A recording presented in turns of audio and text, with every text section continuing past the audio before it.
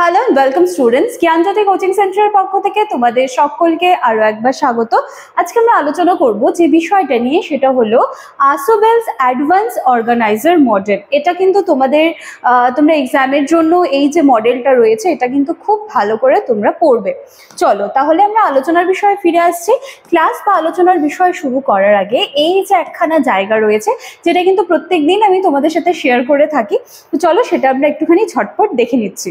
দেখো তোমরা এখানে দুটো কন্ট্যাক্ট নাম্বার দেখতে পাচ্ছ, 6295916282, 7076398606। এই নাম্বার দুটি হলো আমাদের জ্ঞানজ্যোতি কোচিং সেন্টারের অফিসিয়াল হেল্পলাইন নাম্বার। যে কোনো একটি নাম্বারে কল করে তোমরা কিন্তু সরাসরি আমাদের সাথে যোগাযোগ করে নিতে পারছো। এবং সব থেকে ভালো কথা হচ্ছে সেটা হচ্ছে আমাদের কিন্তু অ্যাডমিশন প্রসেস এখনো চলছে। তোমরা যারা চাইছো আমাদের সাথে যোগাযোগ করতে, সোম থেকে শনিবারের মধ্যে অফিস আওয়ারে কল করে তোমরা কিন্তু আমাদের সাথে যোগাযোগ করে নিতে পারো। এবার কোর্স ফি স্ট্রাকচারটা আমি একটু বলে দিচ্ছি। দেখো তোমরা যেই সেমিস্টারে রয়েছে এবং তোমাদের যাদের মেজর কোর্স রয়েছে তোমাদের জন্য কিন্তু কোর্স ফি ধার্য করা হয়েছে শুধুমাত্র 1199 টাকা, 1199। এবং তোমরা যারা যে কোনো সেমিস্টারে মাইনর কোর্সে রয়েছে তোমাদের জন্য কিন্তু কোর্স ফি ধার্য করা হয়েছে খুবই সামান্য 699 টাকা। এছাড়াও এর সাথে সাথে কিন্তু তোমরা পেমেন্টটা যেটা করছো এর পরবর্তীতে কিন্তু তোমরা সমস্ত কিছু পেয়ে যাচ্ছ। পেইড ব্যাচের ক্লাসেস পেয়ে যাচ্ছ, হাই কোয়ালিটি নোটস পেয়ে যাচ্ছ, 100% কমেন্ট সাজেশনসগুলো কিন্তু তোমরা পেয়ে যাচ্ছ।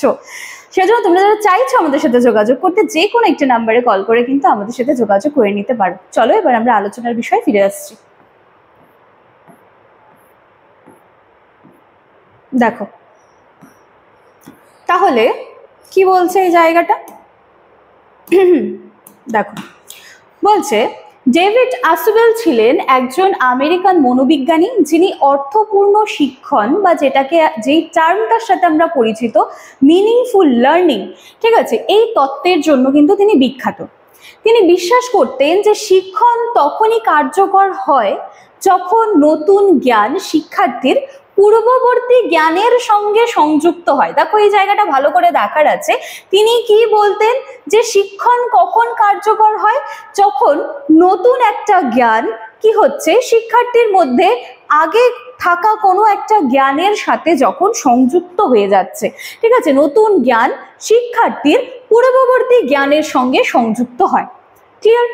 এই যে তত্ত্বটা তিনি দিয়েছেন বা এই যে মডেলটা যেটা রয়েছে এই মডেলের ওপর ভিত্তি করেই কিন্তু অ্যাডভান্স অর্গানাইজার মডেল বা অগ্রিম সংগঠক মডেল কিন্তু তিনি তৈরি করেন। তাহলে যদি আমরা বলি যে অ্যাডভান্স অর্গানাইজার মডেলের প্রবক্তাকে, তাহলে কিন্তু আমরা এখন জেনে গেলাম সেটা হচ্ছে ডেভিড আসোবেল, ঠিক আছে।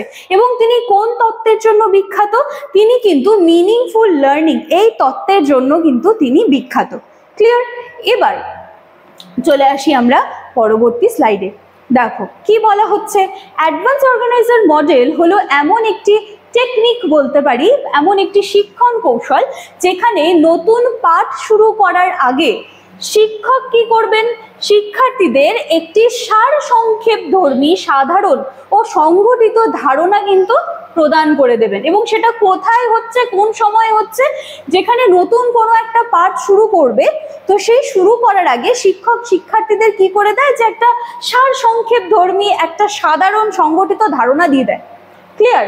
এবার এর মাধ্যমে শিক্ষার্থীরা নতুন তথ্য গ্রহণের জন্য মানসিকভাবে কিন্তু প্রস্তুত হয় এবং তারা বুঝতে পারে যে নতুন বিষয়টি তাদের পূর্ব জ্ঞানের সাথে কিভাবে সম্পর্কিত। মানে নতুন ক্লাসে উঠে যাওয়ার পরে মনে করো যে প্রথম দিনের একটা ক্লাস, তো সেই বিষয়টা যখন শুরু করার আগে দেখো এখানটায় বলা হচ্ছে যে শিক্ষক কিন্তু নতুন পাঠের আগে তাদেরকে একটি সারসংক্ষেপধর্মী সাধারণ সংগঠিত ধারণা দেবেন, যার ফলে তখন স্টুডেন্টদের কি মনে হবে যে এখন নতুন ক্লাসে আমরা যেটা শিখছি সেটা কিন্তু আগে সেই নলেজটা আমাদের ছিল এবং সেটাই কিন্তু আগে যেটা শিখেছি সেটাই এখন শিখবো।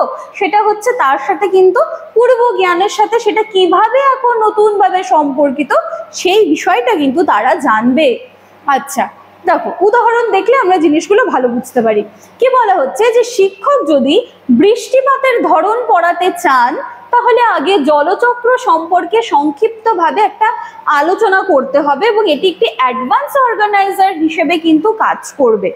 ঠিক আছে, আমি যদি খুব সহজ ভাষায় বলি যে প্রথমে বাচ্চাদেরকে শুধুমাত্র যোগের যে কনসেপ্টটা রয়েছে, ঠিক আছে, কি করে অ্যাড করতে হয়, তো সেই কনসেপ্টটা শেখানো হলো। দেন পরবর্তী ক্লাসে কিন্তু সেই বাচ্চাদেরকেই আবার ধরো যে এবার অঙ্কের কিছু প্রশ্নের অঙ্ক দিয়ে দেওয়া হলো। তাহলে এবার কি হচ্ছে, আগে যখন তারা জানতো যে 1+1 করলে 2 হয়ে যায়, এবার তাকে কিন্তু কিছু ভাষা দিয়ে দেওয়া হচ্ছে, যে তার কাছে একটি মাত্র চকলেট ছিল, তার বন্ধুর থেকে নিয়ে তাকে আরো একটি চকলেট দেওয়া হলো, তাহলে এখন তার কাছে কতগুলি চকলেট থাকলো। তাহলে কি হচ্ছে, এবার যখন সেই এই যে প্রশ্নের অঙ্কটা সলভ করবে, তখন কিন্তু সে বুঝতে পারবে যে আগে যে সেই যোগটা শিখে এসেছিল সেইটার সাথে কিন্তু এটা সম্পর্কিত। ক্লিয়ার? আচ্ছা, এবার দেখো এর মূল লক্ষ্যগুলি কি। শিক্ষার্থীর পূর্ববর্তী জ্ঞানকে অ্যাক্টিভ করা, আর কি নতুন তথ্যকে পূর্ব ধারণার সঙ্গে যুক্ত করে একটি মিনিংফুল লার্নিং ঘটানো, অর্থপূর্ণ শিক্ষণ ঘটানো। তৃতীয়ত, শিক্ষার্থীর বোধগম্যতা এবং স্মৃতিশক্তিকে আরো বাড়িয়ে তোলা। এবং 4 নাম্বার, শেখার বিষয়বস্তু স্পষ্টভাবে সংগঠিতভাবে উপস্থাপন করা। তাহলে এগুলো কিন্তু আমরা দেখতে পাচ্ছি এই যে বিষয়টা নিয়ে যেটা আমরা আলোচনা করছি, অ্যাডভান্স অর্গানাইজার বলা হচ্ছে যেটাকে, তার কিন্তু কিছু লক্ষ্য দেখতে পাচ্ছি, যেটা কি হচ্ছে যে পূর্ববর্তী যে জ্ঞান ছিল সেটাকে আরো অ্যাক্টিভ করে দিচ্ছে, নতুন তথ্যকে পূর্ব ধারণার সঙ্গে যুক্ত করে এবার মিনিংফুল লার্নিং ঘটানো হচ্ছে। শিক্ষার্থীর বোধগম্যতা, সে কতটা বুঝতে পারলো এবং তার স্মৃতিশক্তি কতটা ভালো, তার মধ্যে যে আগের যেই অভিজ্ঞতাটা ছিল সে সেটাকে কতটা ভালো মনে রেখে এবার সে নতুন বিষয়টার সাথে সেটাকে সম্পর্কিত করতে পারবে, এই জায়গাটা। ক্লিয়ার? আচ্ছা, এবারে চলো চলে আসি যে এই মডেলের কিছু ধাপ রয়েছে, ঠিক আছে, ফেজেস অফ দি মডেল। এই মডেলটি সাধারণত 3টি ধাপে পরিচালিত। সবার প্রথমে রয়েছে অ্যাডভান্স অর্গানাইজার, ঠিক আছে, এই জায়গাটা কি হচ্ছে, উপস্থাপন। এই জায়গাটা দেখো, বলছে শিক্ষক নতুন বিষয় শুরু করার আগে একটি সাধারণ ও বিমূর্ত ধারণা উপস্থাপন করেন। এটি কি হয়, শিক্ষার্থীদের চিন্তা প্রস্তুত করে এবং তাদের পূর্ব অভিজ্ঞতার সঙ্গে সংযোগ ঘটায়।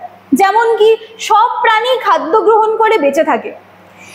এটি প্রাণীর শ্রেণীবিন্যাস শেখানোর আগে একটি অগ্রিম সংগঠক হতে পারে। কোনো একটা টপিক আজকে আমি পড়াতে চাচ্ছি, কিন্তু সেটা ডাইরেক্ট আমি পড়ানো না শুরু করে সেই সম্পর্কিত কিছু গল্প হোক বা সেই সম্পর্কিত কোনো উদাহরণ তাদেরকে দিয়ে দিলে কিন্তু এই বিষয়টা তারা খুব সুন্দর করে বুঝতে পারে, ঠিক আছে। তারপর দ্বিতীয় কি আছে, শেখার উপকরণ স্থাপন। এখানটায় কি বলা হচ্ছে দেখো, এখানটায় বলা হচ্ছে যে শিক্ষক নতুন পাঠ বা বিষয়বস্তু উপস্থাপন করেন। নতুন তথ্যকে পূর্ব ধারণার সঙ্গে যুক্ত করার জন্য উদাহরণ দেওয়া যেতে পারে, তুলনা, চিত্র, ব্যাখ্যা, এই সমস্ত কিছু দেওয়া যেতে পারে। কেন দেওয়া যেতে পারে, যাতে তারা নতুন যে তথ্য, নতুন যে বিষয়টা তাদেরকে শেখানো হবে সেইটাকে যেন তারা পূর্বে যেটা শেখানো হচ্ছে সেটার সাথে যেন তারা রিলেট করতে পারে। এবং তার জন্য তাদেরকে কি কি দিতে হবে, তারা উদাহরণ দিয়ে তাদেরকে বোঝানো যেতে পারে, তুলনা দিয়ে বোঝানো যেতে পারে, বিভিন্ন ছবির সাহায্যে বোঝানো যেতে পারে। আচ্ছা, এখানে শিক্ষক শিক্ষার্থীদের সক্রিয় অংশগ্রহণে কিন্তু উৎসাহিত করে। ক্লিয়ার? আচ্ছা, এরপরে দেখি কি আছে, জ্ঞান প্রয়োগ ও একীকরণ। এটা কি, শেখার বিষয়টিকে পুনরায় পর্যালোচনা ও সংহত করা হয়। প্রশ্নোত্তর আলোচনার মাধ্যমে নতুন তথ্যের সঙ্গে পূর্ব জ্ঞানের একটা সুন্দর সংযোগ তৈরি করা হয় এবং যেটা শিক্ষার্থীর স্মৃতিতে পার্মানেন্টলি বসে যায় সেই কিন্তু চেষ্টা করা হয়। ক্লিয়ার? তারপরে চলো এর কিছু মূল বৈশিষ্ট্য এবার আমরা দেখে নিচ্ছি। এটি অর্থপূর্ণ শিক্ষণ, শুরুতেই দেখলাম যে এটা মিনিংফুল লার্নিং এর উপরে বেস করে রয়েছে। তারপর অ্যাডভান্স অর্গানাইজার, শিক্ষণকে দিক নির্দেশনা দেয়। তারপর কি, শিক্ষার্থীর যে পূর্ব জ্ঞান রয়েছে শেখার কেন্দ্রে থাকে। শিক্ষক এখানে একজন গাইড বা একজন কি বলবো যে ফ্যাসিলিটেটরের ভূমিকাটা পালন করছেন এবং শিক্ষণ প্রক্রিয়াটি সাংগঠনিক এবং ধাপে ধাপে কিন্তু বিষয়টা হচ্ছে, ঠিক আছে। তাহলে এই যে মূল বৈশিষ্ট্যগুলো রয়েছে এগুলো আমরা দেখে নিলাম। এবার আমরা ঝটপট দেখে নিব যে শিক্ষকের ভূমিকা কি রয়েছে এবং শিক্ষার্থীর ভূমিকা এখানে কি রয়েছে। শিক্ষকের ভূমিকা কি থাকবে? অবশ্যই পূর্ব জ্ঞান নির্ণয় করা থাকবে। আর কি থাকবে? উপযুক্ত অগ্রিম সংগঠন তৈরি করা এবং সেটাকে উপস্থাপন করা। আর কি? নতুন তথ্যকে যৌক্তিক এবং ধারাবাহিকভাবে উপস্থাপন করতে হবে, যে নতুন যে বিষয়টা পড়ানো হচ্ছে সেইটাকে কিন্তু যৌক্তিকতার সাথে এবং সেটাকে কিন্তু ধারাবাহিকতার সাথে উপস্থাপন করতে হবে। আর কি দেখবো? শিক্ষার্থীদের আলোচনায় যুক্ত করা এবং তারা সেই বিষয়টাকে কতটা বুঝতে পারলো, তাদের সেই বোধগম্যতাকে কিন্তু যাচাই করা। ঠিক আছে, এই সমস্ত কিছু আমরা কি দেখলাম? শিক্ষকের ভূমিকা। এইবারে আমরা কি দেখবো? যে শিক্ষার্থীর ভূমিকাগুলো কি রয়েছে। পূর্ব জ্ঞান সক্রিয় রাখা এবং নতুন তথ্যের সঙ্গে সম্পর্ক খুঁজে বের করা। মানে আগে তুমি যেটা পড়ে এসেছো সেইটাকে ভুলে গেলে চলবে না, তোমাকে সেটা মনে রাখতে হবে এবং সেটাকে মনে রেখে তোমাকে কি করতে হবে? সেটাকে মনে রেখে নতুন যে বিষয়টা শেখানো হচ্ছে সেই দুটার মধ্যে যে একটা সম্পর্ক রয়েছে সেটা কিন্তু বুঝতে হবে। ক্লিয়ার? এগুলো হচ্ছে আমরা শিক্ষার্থীর ভূমিকা কিন্তু এখন আলোচনা করছি। তারপর কি? শেখার সময় প্রশ্ন করা, তুলনা করা বা চিন্তা করা। অনেক সময় দেখবে স্টুডেন্টরা প্রশ্নই করে না।